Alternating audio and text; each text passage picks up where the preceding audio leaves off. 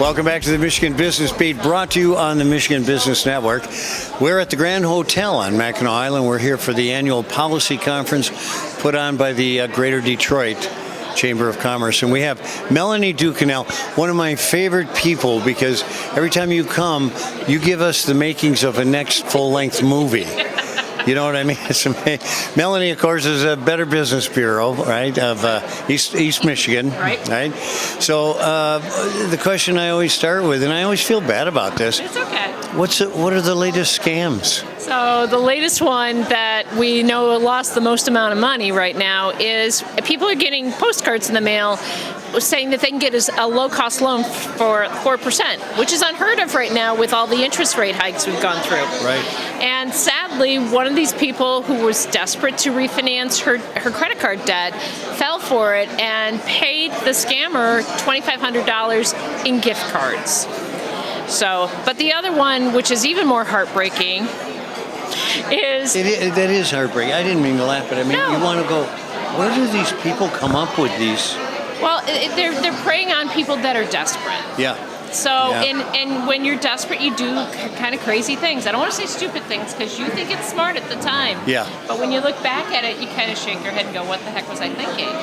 But the unemployment scam is another one. So you've been unemployed for a while, and perhaps UIA has not pushed your claim through, and you're still waiting. Well, scammers are now popping up and saying, we can help you, just pay us a fee.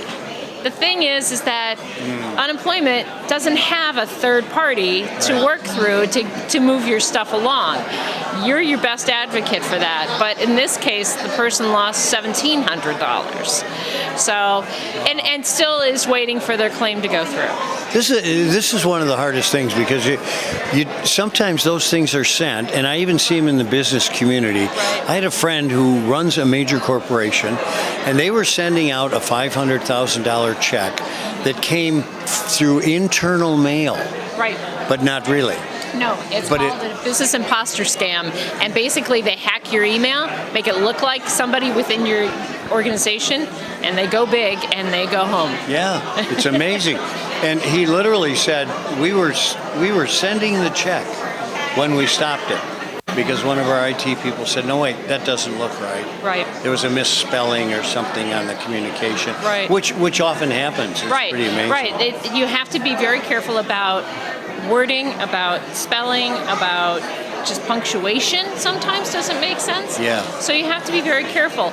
We're all in a hurry, and in that hurriedness, we lose the fact that we've got these huge red flags standing in front of us going, don't do that, but we do it anyways. Well, and you kind of want to look at, like, the lady who lost $2,500.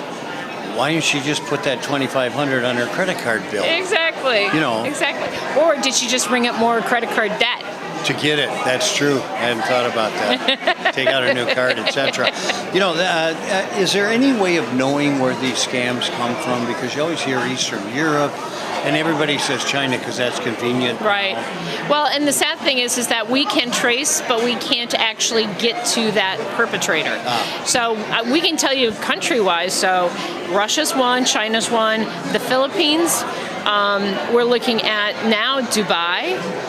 You know, so it depends on where organized crime wants to be, because that's what it is. It's not this one person sitting in a basement going after people. It's become an organized crime event. So my big question is, what can you do for them? I mean, I look at that and I just go, you can say, I'm sorry that happened? Well, you're hoping that they used a credit card, because at least you can go back to the credit card company and say, please reverse the charge. Yeah. If you use a debit card, you have opened yourself up to that scammer taking all of your money. Yeah. So don't ever use debit cards. But more importantly, just watch what you're doing. Take a deep breath. Is this really the best way to go about it? And if you have questions, call the D.BBB. Yeah.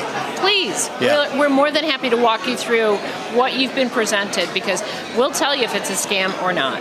So tell me about the credit cards, because I'm amazed at that somebody can get scammed like that, use their own bad judgment to have that happen, and the credit card will actually take care of the charge. If you can prove to them that you did not get what you were supposed to get, they can reverse the charge and essentially charge back to where the number or the perpetrator came from. But they can't get a recovery.